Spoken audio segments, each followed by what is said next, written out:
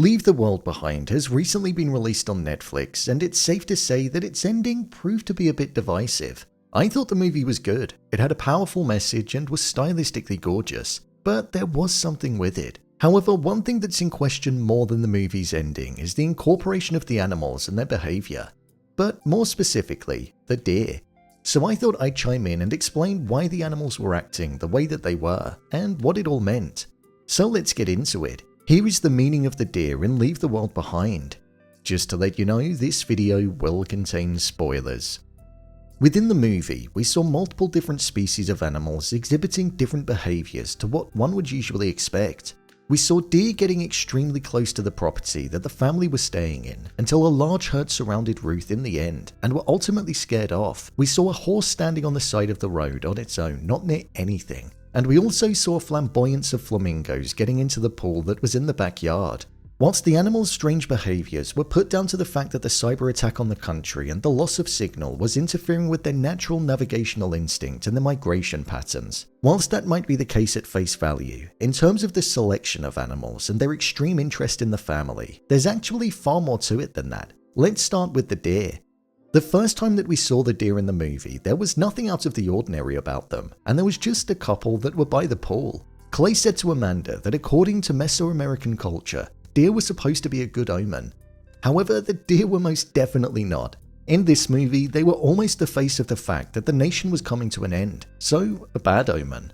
When looking at other symbolic uses of deer, there are multiple different meanings behind what they stand for. The one that I felt was most appropriate for this movie was the spiritual meaning that's often associated. It's said that because the deer goes through its life with its antlers falling off and growing again, the animal is a symbol of regeneration, something which it felt like the country was going through in this movie. We saw the world in the modern day prior to the attack filled with lives like what we lead. People disregarding those around them, filled with prejudice and prejudgment and not being willing to help others. But we saw that everything that one stood for prior to the dismantling of the nation would need to be altered in order to survive in the newfound world. One would have to almost regenerate themselves and their beliefs, otherwise they'd fall victim to the new world. Something which we saw was almost the case with George and Danny. A prime example, not helping one another, so it meant that they turned on each other.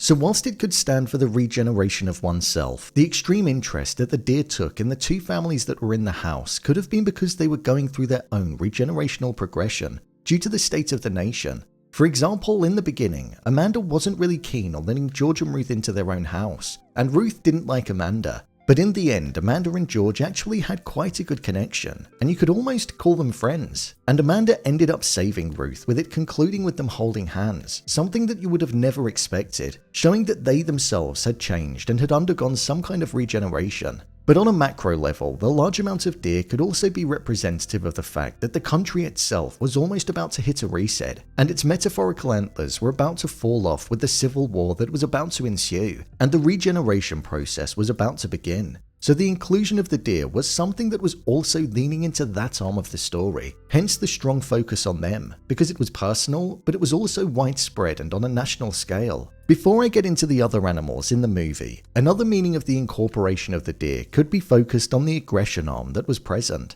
We saw that the buck of the herd stepped forward in a way that looked like they were about to get aggressive with Ruth. This could be the animal's way of showing that in this new changing world, which they're not only representative of, but they can clearly sense due to the change in their behaviour, they may be looking to show that the small population of humans on the island aren't going to be able to dictate what's going to happen, and the control that they usually have has been relinquished.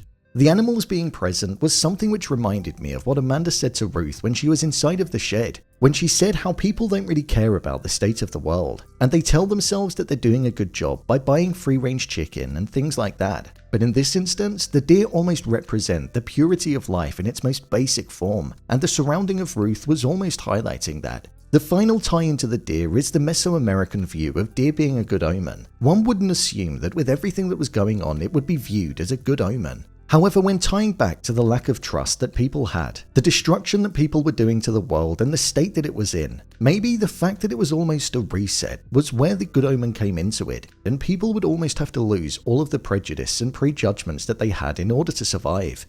Maybe making people more kind and willing to help others, something that it felt like the show was trying to get across that there was a lack of in the world.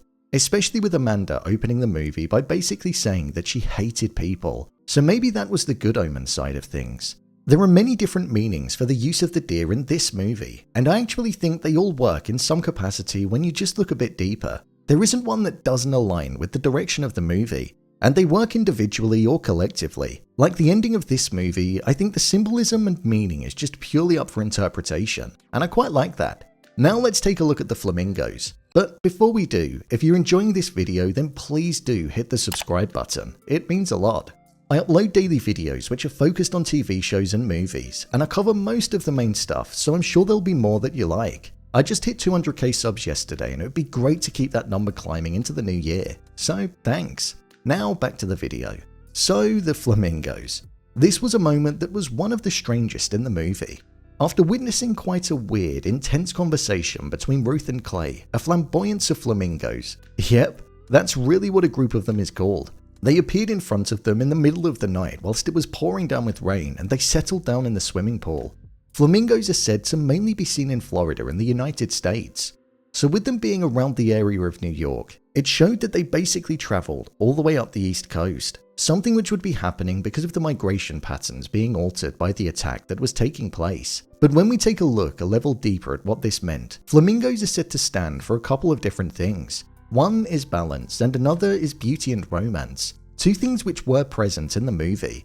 The moment that the flamingos arrived, it occurred on the back of a conversation between Ruth and Clay, and Ruth said afterwards how she felt as though Clay wanted to be with her in an intimate way. But as well as that, we also saw that Amanda and GH shared a moment in the room with all of the records where they were dancing, and it looked like there was some kind of romance that was developing there, but they stopped themselves. So whilst it could be representative of that, I think it's more so about the balance.